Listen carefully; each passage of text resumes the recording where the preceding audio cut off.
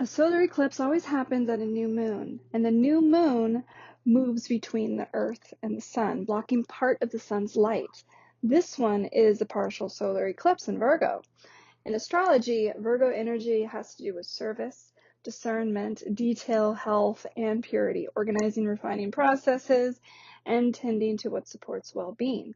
An eclipse is a door, a threshold. Things that were hidden may come to light.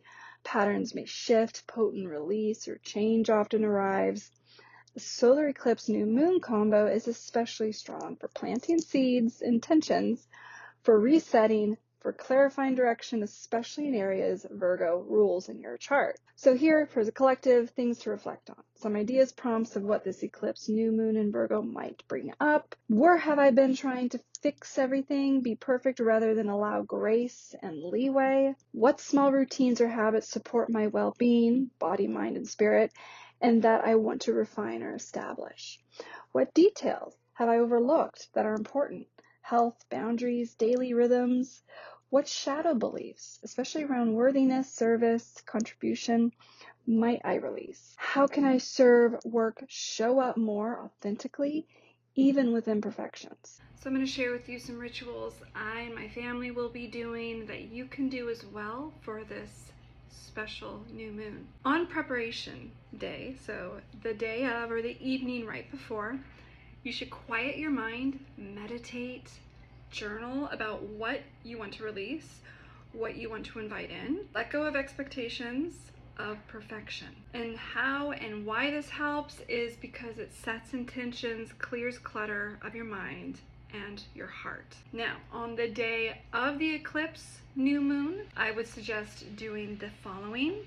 Create an altar, sacred space, include symbols of Virgo, which like herbs, green plants, tools, crystals, things that symbolize healing, service, and earth. This helps to anchor your focus.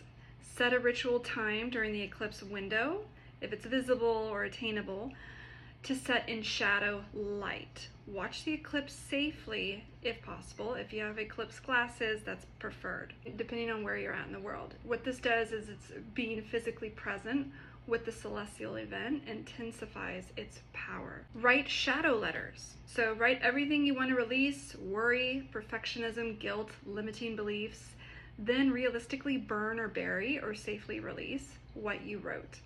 What this does is it releases and it's letting go and making space in your life for the new beginning. Next is plant seeds, literally or metaphorically. Set intentions, affirmations around service, healing, and stepping into your body, honoring your routines, nourishing what supports you, maybe even plant a seed in the soil as a physical reminder. What this does is it creates growth and anchors your intention. After the events, I suggest doing the following. Reflect on what felt different, any new insights, dreams, inner nudges, journal them. What this does is it helps to integrate what the eclipse triggered. Next is adjust your routine. Start small habits consistently or consistent with your intentions, like a healthy diet, daily rituals, self-care, rest, discernment.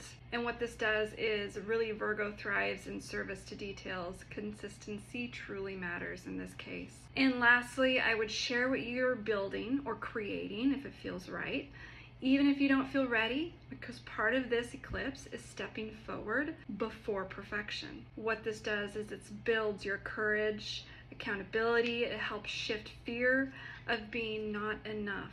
So truly try these rituals. You will feel and notice the difference. I incorporate my children, sometimes my stubborn ass husband who's a Virgo and Cancer, and we do it together as a family. So sometimes that works beautifully to really get everyone involved spiritually, teaching them, etc. Blessings to all of you. I hope you have a wonderful new moon eclipse and a wonderful, amazing, destined new beginning.